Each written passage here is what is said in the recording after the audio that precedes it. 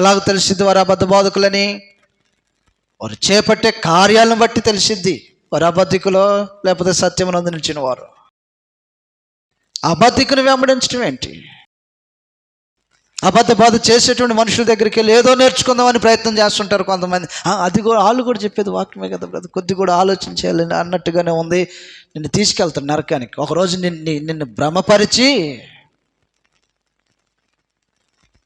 గ్రంథంలో తేటగా ఏం చెప్పాడు అంటే, వాడు అబద్ధికుడు అని తెలిసినప్పుడు వాడు ఎన్ని మంచి మాటలు చెప్పినా వద్దు, నిన్ను భ్రమపరుస్తాడు. కూర్చోబెడతాడు. మొదటగా కూర్చున్న కాడ నుంచి అవును కదా, ఇది కూడా ఆలోచన చేయొచ్చు కదా, అవును కదా, అది దాంట్లో దీంట్లో ఏముంది, అందుకు అట్లా నడిచి నేను ఎక్కడ తీసుకెళ్తాడు? నరకానికి తీసుకెళ్తాడు. నా పేరట మనుషులు అబద్ధాలు ప్రకటన చేస్తున్నారు. అబద్ధికుడి దగ్గరికి, వీడు అబద్ధికుడు అని తెలిసిన వాడి దగ్గర ఏం నేర్చుకుందామని నువ్వు పోయి, వాళ్ళు కూడా కొన్ని బెస్ట్ క్వాలిటీస్ ఉన్నాయి కదండి, కొన్ని మంచి విషయాలు ఉన్నాయి కదండి, నీ నరకానికి దారి లేపుతాడు. సార్, నిన్ను భ్రమపరిచి నిన్ను ఒప్పెత్తాడు.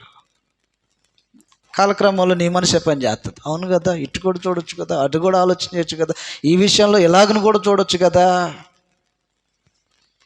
వాడు దుష్టుడై ఉంటే నీకు ఎన్ని మంచి మాటలు చెప్పి నేను వద్దని చెప్పాడు గ్రంథంలో. ఎవడు దుష్టుడు? దేవుని చిత్తానికి భిన్నంగా జరిగించేవాడు ఎవడైనా దుష్టుడే, అబద్ధికుడే. ఆయన విధించలా, మనుషుడి యొక్క ఆలోచన నుంచి వచ్చింది, అని అనుసరించేవాడు అబద్ధికుడు కాక ఏమవుతాడు? అందువల్ల దయతో ఆలోచించేయండి. వాళ్ళు ప్రార్థన పెడుతున్నారండి, వీళ్ళు ప్రార్థన పెడుతున్నారండి, మేము వెళ్ళకపోతే మరి వాళ్ళు రారు కదండి. నేను నరకానికి నరిపిస్తాడు ఏదో ఒక రోజున. ఇదొక షాక్ మనకి. ఒకవేళ ఇప్పుడు మనం వెళ్ళకపోతే వారు మన ఇంటికి రారు కదా.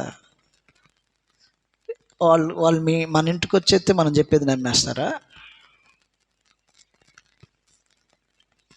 అబద్ధికుడై ఉండి దేవుని యొక్క సంకల్పానికి వేరుగా పనిచేసేటువంటి అపవాది ఏజెంట్లు అయ్యి ఉంటే నిన్నేం చేస్తాడని, నీకేం నేర్పుతాడని, నీకేం మేలు చేస్తాడని చదివితే అర్థమవుద్ది అనమాట. ఇర్మియా గ్రంథం 23:15 వినండి అంటున్నాడా, వినొద్దు అంటున్నాడా? మొత్తం వినండి, మేలైనది అది వినాలి కదండి. ఫస్ట్ నీకు తెలియదా ఎవడు పక్షంగా పనిచేస్తున్నాడో? మొదటగా వినాలి కదండి ఫస్ట్. నీకు తెలియని వాడు చెప్తుంటే వింటున్నావా? లేకపోతే ఒకటి అని తను పెట్టుకొని ఒక దాంట్లో ఒక మార్గంలో మేము ఉన్నామని చెప్పుకునేటువంటి వాడి చెప్తుంటే వింటున్నావా?